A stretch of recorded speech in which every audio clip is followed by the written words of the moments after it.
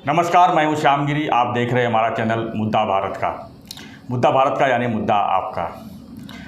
आज का हमारा मुद्दा है संजय राउत का। जी हाँ, इसमें संजय राउत का मुद्दा काफ़ी सुर्खियों में हो, क्योंकि उन्होंने 100 दिन जेल काट कर अभी बाहर आए हैं। अचानक उनको बेल मिल गई है और कोर्ट ने उनको सहानुभूति भी दी है कि यह मामला जो है सबूत के अभाव में जो है इनको अरेस्ट किया गया था। इसी पर हम चर्चा करेंगे हमारे सहयोगी अनिल शुक्ला जी से, जो नवभारत टाइम्स के जो है वरिष्ठ पत्रकार हैं और हमारे मित्र भी हैं। हम उनसे जानेंगे कि संजय राउत का जो पूरा घटनाक्रम हुआ है, इस पर उनकी कितनी इसमें किसका दोष है और कौन खुश है कौन नाराज़ है इस रिहाई पर, खासकर संजय राउत की। शुक्ला जी, क्या मानते हैं इस चीज़ को, जो अचानक बेल मिल गया है संजय राउत को? लोगों में चर्चा थी कि इनको साल भर 2 साल भर शायद बेल नहीं मिलेगा, काफ़ी ये पॉलिटिकल ड्रामा था पूरा।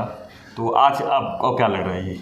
देखिए, ऐसा है कि ये तो कोर्ट का मसला है। कोर्ट ने बेल दिया है तो उस पर कोर्ट के लेके टिप्पणी करनी ठीक नहीं है ज़्यादा। कोर्ट में एक न्याय की आस लोगों को बनी रहती है कि कितना भी कुछ भी हो उनके खिलाफ, लेकिन एक कोर्ट अभी भी बरकरार है कि न्याय मिलेगा। तो संजय राउत जी को भी लग रहा है कि उनको न्याय मिला। हालांकि इसमें पीएमएलए कोर्ट ने काफ़ी कुछ एक हिसाब से खरी खोटी सुनाई है ईडी को, कि जिस तरह से उनको अरेस्ट किया गया, उनके खिलाफ ऐसा कुछ मामला नहीं बनता है। संजय राउत के अलावा प्रवीण राउत को भी लेके कोर्ट ने यह भी कहा है कि जो मेन एक्यूज्ड हैं उसके आरोपी राकेश और सारंग वाधवान, ये खुले घूम रहे हैं, मतलब इनको अरेस्ट नहीं किया गया है। तो एक तरह से कोर्ट ने तो काफ़ी कुछ फजीहत कर दी है ईडी की। और हालांकि अब जो भी हुआ न्याय हुआ है। संजय राउत के लिए काफ़ी मशक्क़त करनी पड़ी, 100 दिन से ऊपर जेल में वो रहे हैं और उन्होंने काफ़ी उनकी तरफ से प्रयास किया गया था। और शिवसेना, उद्धव ठाकरे की शिवसेना के लिए बड़ा आघात था उनका अंदर जाना, क्योंकि उद्धव ठाकरे की शिवसेना की तरफ से एक में ये थे और बोलने वाले जो कि सीधा प्रहार कर रहे थे शिंदे गुट पर, और काफ़ी जोरों शोरों से उनका प्रहार शुरू था। तो जो राजनीतिक परिवेश में देखा जाए तो लोगों का एक चर्चा है कि संजय राउत ज़्यादा ही बोल रहे थे, रोज़ कुछ न कुछ आरोप लगा रहे थे, बोल रहे थे। और तो उनके अंदर जाने के पीछे इस चीज़ का, राजनीतिक परिवेश का बहुत बड़ा हाथ था। मतलब वही कारण ज़्यादा हुआ। उन्होंने क्या किया, पत्राचाल के उसमें क्या घोटाला हुआ, वो बहुत बड़ी बात नहीं थी। तो मिला जुला के जहाँ तक आकलन यही है कि राजनीतिक मसला इसको ज़्यादा किया गया और उसी के लिए चलते उनको जेल में डाल दिया गया। ईडी की तरफ से कार्रवाई की गई। और जब वो जेल में गए तो उस समय ऐसा चर्चा चल रही थी, सुनने में आ रहा था वो कई डेट पे आ रहे हैं, उनको फिर से जेल कस्टडी उनकी एक्सटेंड हो रही है, रिमांड एक्सटेंड हो रहा है। और हमेशा ईडी की तरफ से मांग की जाती है कि उनकी न्यायिक हिरासत को बढ़ा दिया जाए। चर्चा यह थी कि इस बार वो अब बहुत जल्दी निकल नहीं पाएंगे, 1-2 साल का तो कम से कम समय लगेगा, वो अंदर ही रहेंगे। लेकिन कल 2-3 दिन पहले जज ने निर्णय किया था और कल उन्होंने जजमेंट दिया और उनको जेल से रिहा किया गया। तो ये तो उद्धव ठाकरे की शिवसेना के लिए काफ़ी कहेंगे राहत की बात रही और एक नई ऊर्जा मिल गई है उनको। कल जिस तरह से जेल से बाहर आए, माहौल था, और जब वहाँ से पहुँचे अपने घर पे आए तो एक मतलब पूरी तरह से माहौल बना हुआ था, जैसे शिवसेना की दिवाली आ गई थी। शिवसेना की दिवाली आ गई थी, सब जगह पटाखे फोड़े जा रहे थे, लाइटिंग की गई थी और उत्साह का वातावरण था कि जैसे पहले कहा जाए कि बहुत बड़ा काम करके जैसे कोई स्वतंत्रता सेनानी रहते, जेल में जाते और छूटते तो किस तरह का उत्साह का वातावरण बन गया था। और ये वातावरण शिवसेना को, उद्धव ठाकरे गुट को एक अच्छी एनर्जी देगा, क्योंकि ये बड़ा झटका है वैसे देखा जाए तो। झटका किसको है? झटका तो देखा जाए तो एक तरह से शिंदे गुट के लिए है, क्योंकि जिस तरह से सरकार बनी 4 महीने पहले राज्य में और मुख्यमंत्री बना दिया गया एकनाथ शिंदे जी को, और न चाहते हुए भी उप मुख्यमंत्री देवेंद्र फडणवीस जी को बनना पड़ा। उस समय उनको टीवी में जो देखा गया कि अच्छा नहीं लगा वो, लेकिन इस सब के पीछे बहुत बड़ी बीजेपी की जो आला कमान बैठे हैं दिल्ली में, उनकी बहुत बड़ी सोच थी कि इसी से उद्धव ठाकरे का सामना करना है तो फ्रंट में रखा जाए एकनाथ शिंदे को, और बैक में जो करना है बीजेपी कर रही है। लेकिन हालांकि जब कल बाहर आए तो काफ़ी चर्चा अलग तरह की शुरू हो गई। उन्होंने देवेंद्र फडणवीस जी के लिए बहुत अच्छा कहा कि मतलब उनका अच्छा साथ मिला। तो राजनीतिक परिदृश्य में क्या गुड़ागणित है, क्या कहा नहीं जा सकता, कब क्या हो जाए, तो एक अलग तरह का समीकरण आया। लेकिन उद्धव ठाकरे के लिए तो बहुत राहत की बात हुई। अब जो कल चिल्ला रहे थे कि शिवसेना का शेर है, शिवसेना का वाघ है, तो एक नई एनर्जी मिल गई है शिवसेना के लिए। क्योंकि अंधेरी का जो चुनाव हुआ उसमें भी काफ़ी एक वीडियो वायरल हुआ था कि शिंदे गुट की तरफ से ये प्रचारित किया जा रहा है बीजेपी की तरफ से कि नोटा को दबाया जाए, ज़्यादा से ज़्यादा नोटा का बटन दबाया जाए। काफ़ी 12,000 के करीब वोट मिला, एक बहुत बड़ी बात है। हालांकि वहाँ पे पहले उनका जो सर्वे था इंटरनल, उसमें पता चल गया था कि बीजेपी के लिए आसान नहीं है और पराजित होना है। तो उसमें भी थोड़ी ड्रामेबाजी हुई, राज ठाकरे जी को लाया गया, मुख्यमंत्री को मिला गया, सहानुभूति दिखाई गई, तो इस तरह का सब वातावरण बनाया गया। तो ये लगातार अगर कहा जाए तो शिवसेना की, उद्धव ठाकरे की ये दूसरी बड़ी विजय संजय राउत जी को बाहर निकलने पे हो गया एक महीने में। तो इससे आने वाले दिनों में ये शिवसेना उद्धव ठाकरे के लिए काफ़ी अहम चीज़ रहेगा और लोगों के सामने भी वो खुलकर जाएंगे और बातें रखेंगे कि देखिए बिना कोई किसी इस पे वजह के इनको फंसाया गया, इतने दिन अंदर रखा गया। और कोर्ट ने भी खुद कह दिया है, जिस तरह पीएमएलए कोर्ट के जज देशपांडे ने उसमें अपने जजमेंट में दिया, 120 के पेज का जजमेंट है, तो उससे काफ़ी पॉलिटिकल माहौल अलग तरह का बदल जाएगा अब शिवसेना उद्धव ठाकरे के फेवर में। अनिल जी, एक चीज़ और मैं पूछना चाहता हूँ कि देखा है पिछले 4 महीने का जो महाराष्ट्र का जो राजनीति चल रहा है, एक तरह से अलग अलग घटनाक्रम में कुछ न कुछ नया रोज़ नया विवाद देखने को मिल रहा है, नया आश्चर्य देखने को मिल रहा है। तो इसको क्या लगता है भविष्य में इस महाराष्ट्र किस तरफ जा रही है, आपको क्या लगता है? ये राजनीतिक विवाद के बीच में लोगों की समस्याओं का हल न होना और सिर्फ राजनीति में पतड़ों में लोगों का दिमाग उसमें घुसा रहा है, क्या लगता है आपको कि महाराष्ट्र राजनीति किस तरफ जा रही है? देखिए, जहाँ राजनीति है वहाँ विवाद है, और विवाद राजनीति एक ही साथ लगे रहते हैं। तो कुर्सी के लिए गणित कोई मायने नहीं रखता है, संख्या बल कोई मायने नहीं रखता है। जो पिछले 6-7 सालों में दिख रहा है, आपका 1-2 एमएलए है तो भी आप कुर्सी ले लेंगे, मुख्यमंत्री बना देंगे, या और आपके पास धन है, धन बल है, सब कुछ है। और लेकिन जो महाराष्ट्र में हुआ यह तो किसी ने सोचा नहीं था कि इस तरह का हो जाएगा, क्योंकि एमएलए खरीदे गए, सांसद खरीदे गए, लेकिन शिवसेना जैसी पार्टी टूट जाएगी और इस तरह बड़े पैमाने पर टूटेगी, तो ये शायद कोई सपने में भी इसे सोचा नहीं था। और ये हुआ। इसके पहले 1-2 लोग गए थे, छगन भुजबल गए थे, गणेश नाइक गए थे, तो उससे बहुत बड़ा फर्क नहीं पड़ा था। लेकिन ये तो बहुत बड़ा झटका है, ये झटका हुआ। और ये एक दिन की बात नहीं है, ये काफ़ी दिन से अंदर ही अंदर चल रहा होगा और इसके लिए अच्छी प्लानिंग की गई। और जिस तरह सीएम बनाया गया एकनाथ शिंदे जी को, सस्पेंस बरकरार रहा, सस्पेंस अंत समय तक बरकरार रहा, अंतिम कुर्सी लग गई तब तक सस्पेंस बरकरार रहा। तो ये तो बहुत बड़ी राजनीतिक रणनीति, कूटनीति कहा जाए, रणनीति कहा जाए। हालांकि होती तो कूटनीति है, लेकिन इसको पॉजिटिव वे में रणनीति कहा जाता है। जिस तरह से दिल्ली का उन्हें आशीर्वाद मिला और दिल्ली से पूरा एकदम 1-to-1 हुए रहे खुद एकनाथ शिंदे, और तो उन्हें तो बड़ा लाभ मिला। लेकिन उसके बाद जो उनके साथ गए थे 50 लोगों का जमावड़ा, लोगों को साथ में रखना बहुत बड़ी बात होती है। 2-4 लोग भी रहते हैं तो दिन रात, तो उनके लिए वो परेशानी वाला दौर था ही कि कब क्या हो जाए, क्योंकि उनका तो पूरा कैरियर दांव पे लगा हुआ था, कुछ भी हो सकता है। अब मंत्री जब शपथ ले लिया, उसके बाद ये हुआ कि 1 महीने में विस्तार किया जाएगा मंत्रिमंडल का, तो उसमें भी डिले हुआ है। लोगों को बड़ी आशा है, कोर्ट में है, सुप्रीम कोर्ट में चल रहा है चुनाव चिन्ह को लेके, और तारीख पे तारीख हो रही, 1 नवंबर से अब 29 नवंबर को सुनवाई होनी है।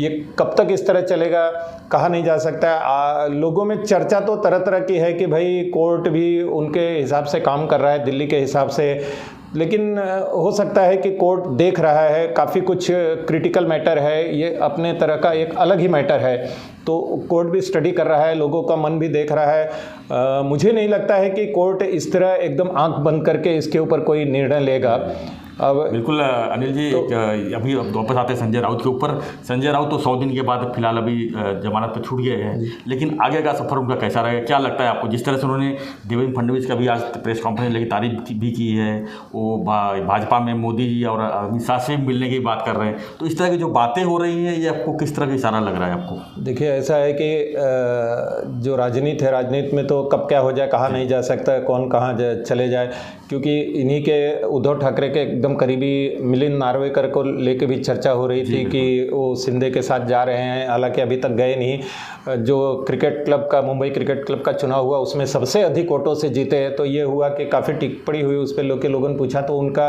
लोगों से संबंध अच्छा है मिलिंद नार्वेकर का, सभी के लोगों से। कई लोगों ने तो शिवसेना में प्रवेश 90% लोग, जहाँ तक मेरी जानकारी है, वो मिलिंद नार्वेकर के ही थ्रू शिवसेना में गए हैं, जो दूसरी पार्टियों से आए हैं। और आज तो देखा जाए तो जो बीजेपी में भी हैं, दूसरी पार्टियों से आए ही लोग सत्ता चला रहे हैं, जो उनके पहले के लोग जुड़े थे, आरएसएस से जुड़े थे, संगठन से जुड़े थे, दिल्ली से लेके यहाँ तक देखें तो एक तरह से साइड लाइन हो गए हैं, उनको ज़्यादा तवज्जो नहीं दी जा रही है और पूरी कमांड दो ही हाथों में है। तो संजय राउत जी ने जिस तरह से कल से चर्चा शुरू हो गई है और उन्होंने आज प्रेस कॉन्फ्रेंस में भी अमित शाह और मोदी जी के लेके कहा, फडणवीस जी का कहा, तो कुछ कहा नहीं जा सकता है। ये पार्टी में हालांकि उन्होंने कहा है कि मेरा जीना मरना सब कुछ यही है, तो वो जो कह रहे हैं हो सकता है कुछ ट्यूनिंग हुई होगी अलग तरह की, इसमें कुछ अलग, राजनीति में तो कई रास्ते निकल सकते हैं, क्योंकि एकनाथ शिंदे की जो आज की परिस्थिति चल रही, पहले जो थी शुरू में तो माहौल बना था कुछ, लेकिन 4 महीने में अब एकनाथ शिंदे क्या देख रहे हैं? 4 महीने में जो पहले था उनका तनाव बढ़ता दिख रहा है चेहरे पे भी। वो हालांकि काम बहुत कर रहे हैं, पर्सनल उनमें कोई कमी नहीं है, लगातार दौरे पे दौरे करते हैं, कोई भी काम निपटाना हो तो उसको जल्दी, वो बोलते हैं कि आम लोगों की ये मुख्यमंत्री हूँ मैं, आम लोगों से, रिक्शा वालों का, मैं रिक्शा चला के मुख्यमंत्री हुआ हूँ, तो मैं आम लोगों से जुड़ा, मैं आम लोगों का मुख्यमंत्री हूँ। और वो दरवाजे मंत्रालय के खुले कर दिए थे, कोई भी आ सकता था, तो वहाँ पर इतनी भीड़ होने लग गई कि वहाँ पर अब रुकना पड़ा है, वहाँ पर सिक्योरिटी गार्ड और पुलिस के लिए बहुत परेशानी हो गई थी। और एक तरह से वो बोलते थे ऑफिस में बैठना नहीं, चलता फिरता मंत्रालय उनके साथ ही चलता था। और थाने उनका गृहनगर है, तो थाने की भी पुलिस के अंदर खाने चर्चा रही होती है कि जब से मुख्यमंत्री बने हैं तब से बड़ी दिक्कत हो गई है, कब आएंगे कब जाएंगे कुछ पता नहीं रहता है, लॉ एंड ऑर्डर को लेकर भी। तो शिंदे पर भी काफ़ी दबाव है मानसिक रूप से, भीतर ही भीतर के। वहाँ पे बच्चू कडू और नवनीत राणा का एपिसोड देखा ही गया, लोगों ने किस तरह का विवाद हुआ, और लोगों की अपेक्षा तो है ही, अब कितने दिन, बहुत ज़्यादा दिन तो लोग नहीं झेल सकते हैं, तो कुछ भी हो सकता है। बीच में चर्चा थी कि 20 लोग टूटने वाले हैं, 25 लोग टूटने वाले हैं, तो कहा नहीं जा सकता है कुछ भी, क्योंकि लोगों के जो विधायक बनते हैं तो उनकी एक ये रहती है कि उनको कोई पोर्टफोलियो मिले, मंत्री बने, और उनको, और ये जब से टूटे हैं तो जो स्वाभाविक है उनको अपने क्षेत्र में मुंह दिखाना है, वापस जाना है, क्योंकि जो अंधेरी का चुनाव हुआ तो उसमें ये भी हुआ कि मतलब जो शिवसेना से जुड़े कट्टर लोग हैं वो अभी भी उद्धव ठाकरे के साथ हैं। उद्धव ठाकरे की रैली में भी देखा गया लोग कहाँ से आए, लंबे से, तो और यहाँ तो एकनाथ शिंदे की रैली में काफ़ी बंदोबस्त था लाने ले जाने का, लेकिन उस तरह की रैली नहीं हो पाई जिस तरह की होनी चाहिए। तो राजनीति में कुछ कहा नहीं जा सकता है। संजय राउत जिस तरह से बयानबाजी कर रहे हैं तो कल समीकरण क्या रहेगा यह तो कहना मुश्किल है। हालांकि उनके लिए तो काफ़ी राहत की बात है, और जो लोगों ने उनका साथ दिया तो वो तो उनका बखान करेंगे, उनके बारे में कहेंगे। बॉडी लैंग्वेज देख के ऐसा लग रहा है कि शांत रहने वाले हैं या किसी भौंकने वाले हैं, जो जिस तरह से देखिए संजय राउत जिस तरह के हैं, सामना के एडिटर हैं, कई सालों से वरिष्ठ पत्रकार हैं, सांसद हैं, तो काफ़ी कुछ अनुभव है उनको। तो उनके स्वभाव को देखते तो ऐसा नहीं लगता है कि वो शांत बैठने वाले हैं, कि जिस तरह उन पे दबाव डाला गया तो दबाव डाल के वो बंद नहीं होंगे, क्योंकि जब जेल से पेशी के लिए आते थे तब भी उनका हाव भाव, बॉडी लैंग्वेज जोरों पे रहता था कि मतलब वो चुप नहीं बैठेंगे। वो बोलते कितना भी दबाव हम चुप नहीं बैठने वाले हैं। उनका ट्विटर भी चलता था, सब कुछ चलता था, तो ये नहीं लगता है कि वो चुप बैठेंगे। हालांकि कई लोग का कहना भी था राजनीतिक विशेषज्ञों का कि संजय राउत को थोड़ा डाउन होना चाहिए, लेकिन जो उनका हाव भाव है उस तरह से तो नहीं लगता है। अब अगर बदलाव हो जाए तो अलग बात है, लेकिन फिलहाल तो नहीं लग क्या रहा लगता है है कि इस तरह। इसको देखते हुए अनिल देशमुख और नवाब मलिक भी अंदर हैं, उनका भी जी नवाब मलिक और नवाब मलिक और अनिल देशमुख तो काफ़ी लंबे से हैं, और अगर देखा जाए तो जैसा कि संजय राउत के इसमें जज ने लिखा है कि इनका वो सारंग जो मेन एक्यूज्ड है वो उनके कार्रवाई नहीं हुई, उनको अरेस्ट नहीं किया गया, जो अधिकारी हैं महाडा के अधिकारी उनके ऊपर कोई कार्रवाई नहीं हुई। तो इसमें भी अगर देशमुख अंदर गए हैं तो देशमुख पुलिस विभाग के होम मिनिस्ट्री के थे, तो उनके जो जिन्होंने आरोप लगाया है उनके साथ तो कई लोग होंगे ना, तो उनका कुछ नहीं है, तो इनको उसमें अब ये थोड़ा पॉलिटिक्स लग रही है, राजनीति है। नवाब मलिक को भी उस तरह ये किया गया है, तो देखा जाए तो बोलने वाले लोगों को ही अंदर डाला गया है जो बोलते थे। नवाब मलिक भी प्रखर बोलते थे और एकदम वो प्रवक्ता ही थे, काफ़ी तेज तर्रार थे, हर चीज़ का जवाब देते थे बीजेपी को।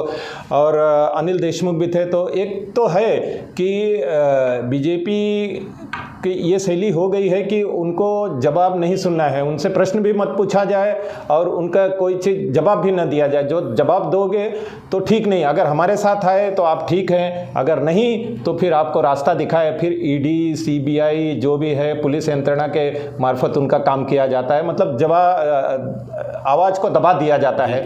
तो और उसका खामियाजा तो संजय राउत को भुगतना ही पड़ा, जाहिर है एकदम से। तो एक आखिरी सवाल हमारा ये है कि अभी संजय राउत तो जमानत पे आ गए हैं, क्या ईडी और ये लोग जो है इसके खिलाफ जो है हाई कोर्ट से तो हाई कोर्ट में जाएंगे ही, तो क्या लगता है इसको भविष्य में संजय राउत को फिर से अंदर जाने का चांस बन सकता है? क्योंकि ईडी है वो सेंट्रल एजेंसी है, वो एक तरह से ईगो भी हो सकता है, केंद्र के हाथ में है, तो केंद्र के चुनाव भी है। हाँ चुनाव भी है, चुनाव को देखते हुए कहा नहीं जा सकता है, कुछ भी हो सकता है, क्योंकि ये तो झटका तो दिल्ली तक लगा है। ईडी के ऊपर जो आरोप लगे हैं कि बिना वजह उनको ये किया गया और जो मुख्य आरोपी है उनको कुछ नहीं किया गया, तो ये काफ़ी झटका हो सकता है। अब आने वाले दिनों में कहा नहीं जा सकता है क्या है, लेकिन संजय राउत के लिए फिलहाल तो शिवसेना उद्धव ठाकरे के लिए बहुत राहत की बात है, और ये उनके लिए काफ़ी राजनीति के हिसाब से काफ़ी कुछ अहम साबित होगा आने वाले दिनों में, क्योंकि बीएमसी का चुनाव है, कारपोरेशन का चुनाव है, और बीएमसी एक बहुत बड़ी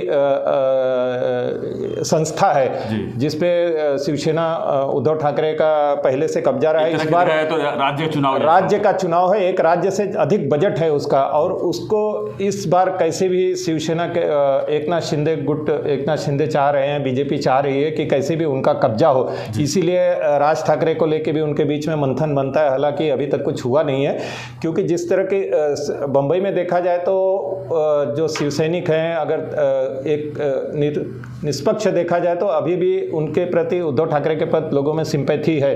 ठाणे में शिंदे का काफ़ी वर्चस्व है, दबदबा है, लेकिन वो वोट बैंक में कितना तब्दील होगा ये कहना मुश्किल है। ये तो कारपोरेशन के चुनाव में सभी को अपनी अपनी ताकत मालूम पड़ जाएगी, और तब तक सुप्रीम कोर्ट का कुछ जजमेंट आएगा तो राजनीतिक समीकरण साफ हो जाएगा। धन्यवाद अनिल जी। तो हम चर्चा कर रहे थे संजय राउत के गिरफ्तारी और उनके पास जो है कल जमानत हुई उसके ऊपर। देखा है तो संजय राउत के ऊपर काफ़ी राहत मिली है, और शिवसेना में जो है दूसरी दिवाली आने की, फिर से दिवाली बनाने का मौका मिल गया है। तो हम आप लोग से व्यूअर्स से भी पूछना चाहते हैं कि जो कल का फैसला हुआ है, संजय राउत जिस तरह जमानत पे छोड़ा गया है, आप लोग का क्या कहना है? आप हमें कमेंट बॉक्स में जरूर लिखिए। आपके कमेंट बॉक्स पे भी हम वीडियो बनाएंगे कि लोगों का क्या कहना है, लोग क्या मानते हैं, क्योंकि संजय राउत एक तरह से दिखाया तो लोगों के सामने विलन की तरह पेश आए थे, और लोग उसको विलन ही देखते थे। इस तरह से 2019 में जिस तरह सरकार बनी थी, संजय राउत को विलन ही मानते थे कि भाजपा और शिवसेना एक साथ नहीं आई, उसके पीछे संजय राउत ही है। और संजय राउत को अंदर जाने के बाद व्यूअर्स काफ़ी खुश थे। अब क्या कहना चाहते हैं व्यूअर्स, उसके ऊपर हम आपके जवाब मांगे चाहते हैं, और हमारा वीडियो अगर देखते रहिए और जवाब हमको देखते रहिए, उसके ऊपर हम वीडियो लगातार बनाते रहेंगे। धन्यवाद।